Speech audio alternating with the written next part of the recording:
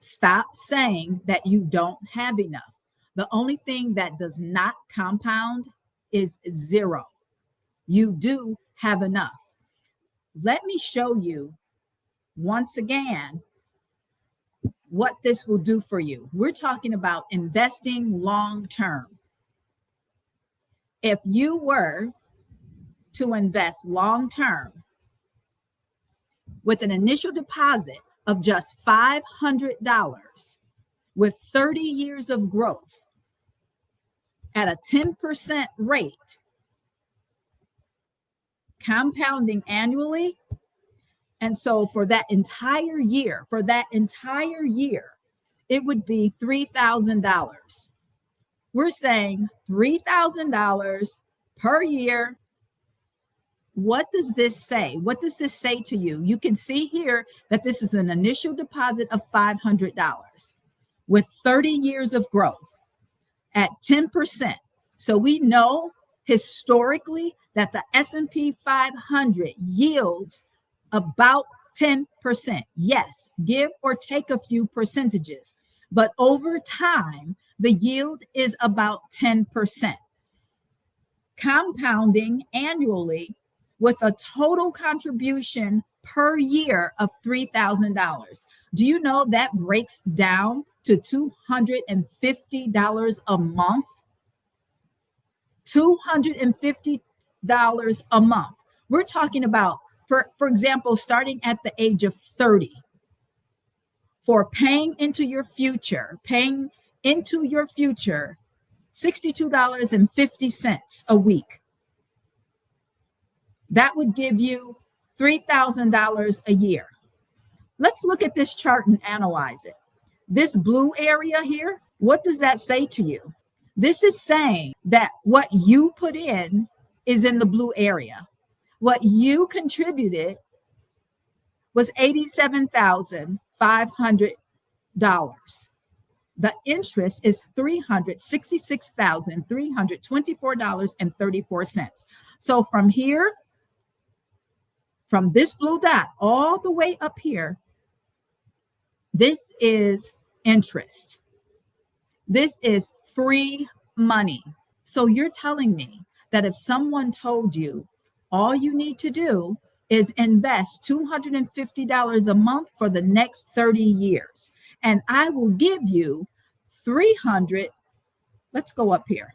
I will give you $411,706.77. This is what this is saying at the very tip here at year 2055. So you're saying that you would not do that? You would not do that for yourself. So this is what I'm trying to show you, that this, my friends, is free money. This is the amount you put in. And once it got here and started going up, the interest took over. The interest is now contributing more to that account than you did or than you ever will. Now let's take a look at this screen. From sources across the web, guys, money draining habits. Check out all of these money draining habits. So I'm just going to go over a few that I wrote down before I started this video. Number one, trying to have the latest and the greatest. If you're always trying to have the latest and the greatest, guess what? It's going to cost you. Dining out too often. I know all about that. It is costly to dine out. For dining out, you could probably eat for a week. For your medi-pedis, your manicures, your pedicures, or having your hair done too often. Splurging on clothes, splurging on shoes, splurging on the hair that you want to have.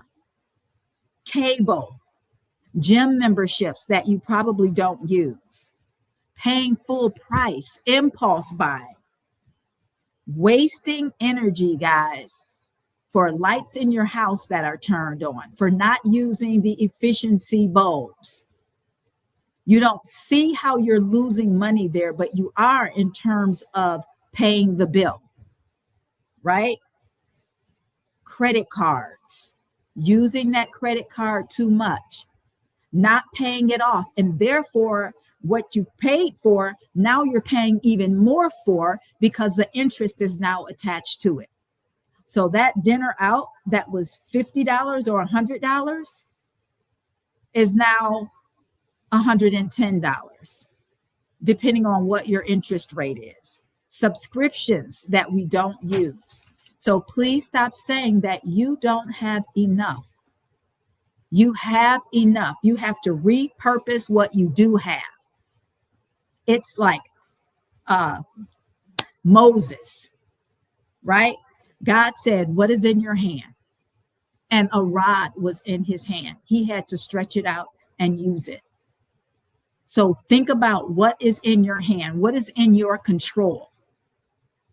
If you care, if you can see that someone will literally, someone being you, by the way, will give you over $400,000 just for saving $250 a month. Now think about that if you're a 30-year-old. Think about saving $250 a month, $125, what, $125 a paycheck. Now, you know that you have $125 extra a paycheck. Now, there are situations where that is not the case. So I don't want to demean those situations. But even in that, there's a scaling back that we can do. We can look at our lives and see if I know that that level of comfortability is waiting for me to take action, then I can do this. So think about a 30-year-old. When you're 30 years old, you may not even be in the career that you want. You could have possibly gone to school, gotten a degree in something that you don't want to do anymore. And so now you're doing something else. You could be doing anything. But you're only 30. You have a lifetime ahead of you. So that means in that lifetime, you're not going to stay at that one position. You're going to get another job that's going to pay a little more. That's going to pay a little more. So when you get that more and more and more, yes, I understand that lifestyle may improve with that. But don't forget about the future you and that goal. Never forget about the future you and the goal. If you are 30 years old and you have the privilege to only save for your future self $250 a month, then nothing should come in the way of that. Nothing. Because if you don't do it, nothing is going to replace it. If you're 40, that's different. You have to put in a little more. Obviously, when you're 50 and 60, you have to put in a little more. And depending on how much you're able to put in, you're not expecting to get to that $500,000 mark. But I want you all to look at these things here. Subscription overload, neglecting emergency funds. Everyone should have an emergency fund. You want the emergency fund so that you're not dipping into your brokerage account, what that I'm talking about to you right now, trying to fund something that you didn't prepare for. This long-term account this is not the dip in account. You cannot go into this account because this account is based on dollar cost averaging. You have to understand that.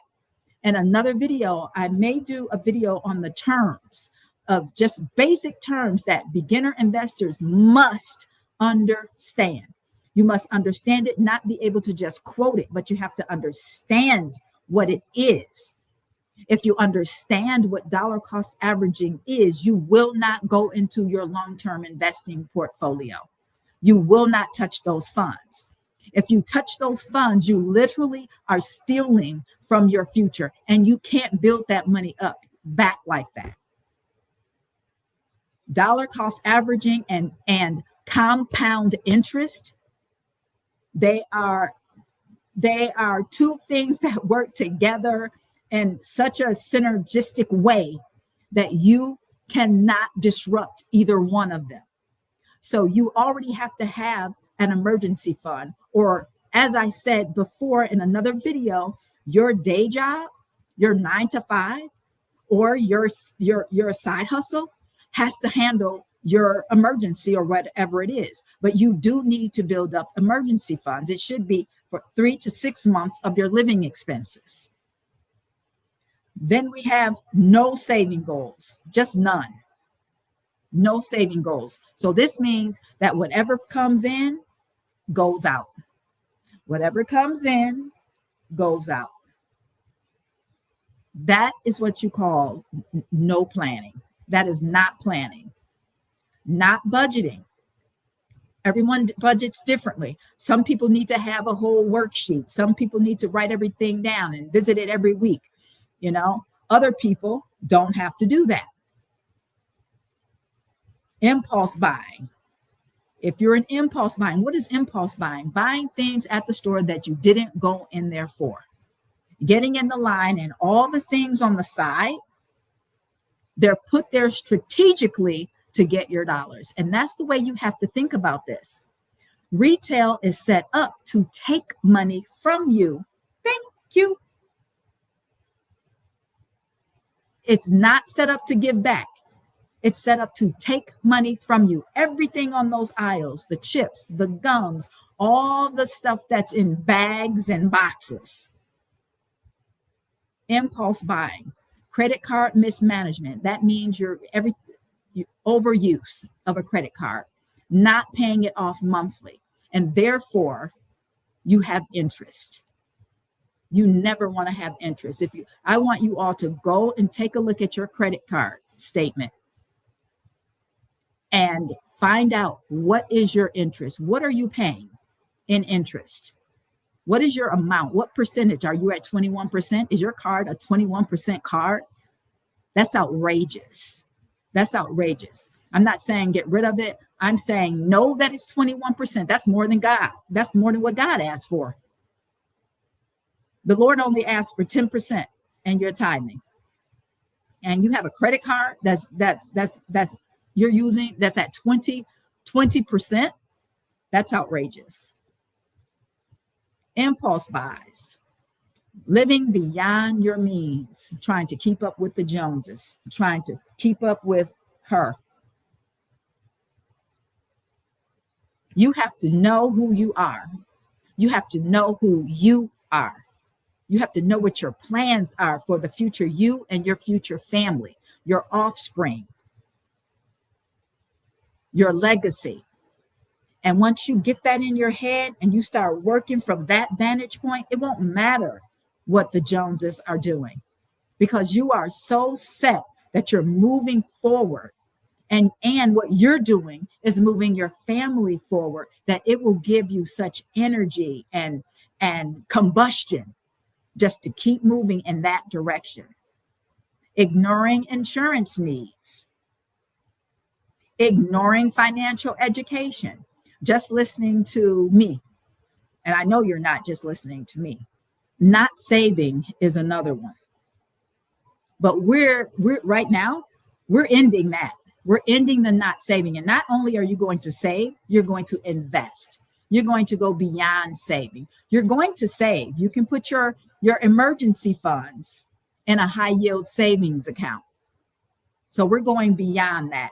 Not tracking your expenses, you not knowing where your money went. Okay. One of the things that I do to track my expenses is the majority of my expenses are on a credit card.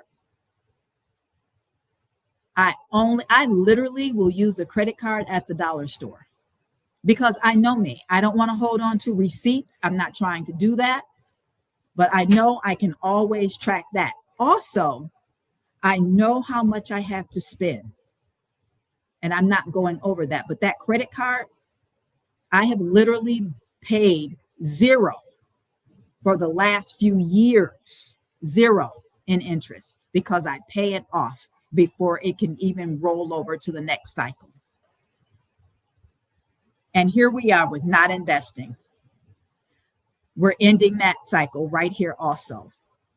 So you can look at the rest of these: impulsive spending, paying your bills late. If you pay your bills late, what happens? You have to pay a fee.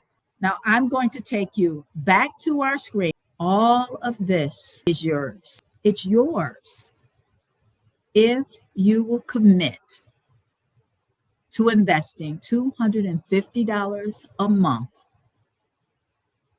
You want to invest, as in dollar cost averaging, into an S&P 500 instrument. I'm not a financial advisor.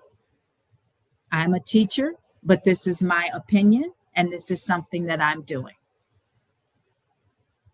Invest in the total stock market or the S&P 500, which yields about 10%, give or take a few percentages. And this is what you can have if you do that consistently. Guys, you want to put it on automatic, recurring investments when you set it up, so that that investment amount comes out of your paycheck every 2 weeks. You don't have to look at it. You don't have to do anything else. All you need to do is keep working and make sure you have enough to cover this $250 investment for yourself, as well as your other expenses. $250, I think it's doable. And I would like to tell you guys, go on into Nerd Wallet. This site is Nerd Wallet, the compound interest calculator. Pull it up, play with the numbers. I started with $500 because I gave this information, I presented this to a teenager. And when he saw that in 30 years that he could amass this amount of money, he was like, I'll do it. I'll do it. So I hope this encourages you to stop saying that you don't have enough. Use what's in your hand, use what's in your control, and you'll find that you do have enough.